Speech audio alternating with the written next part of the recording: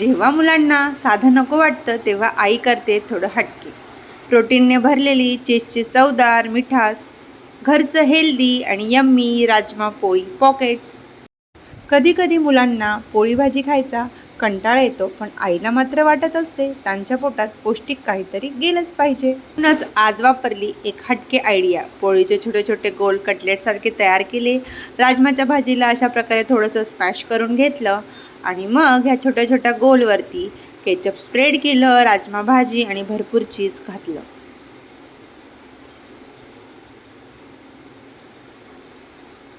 आणि मग त्याला हळूच अशा प्रकारे फोल्ड करून घेतलं.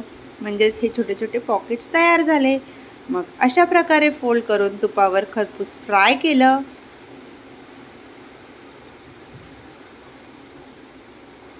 झालं तयार राजमा पोळी पॉकेट्स. मुलांचं फेवरेट आणि आईसाठी समाधान.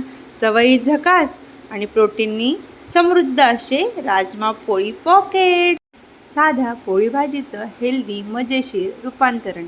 हे नक्की ट्राय करा आणि आम्हाला कमेंट करून नक्की कळवा कसे लागले तुम्हाला तुमचे राजमा पोळी पॉकेट्स. थँक्यू.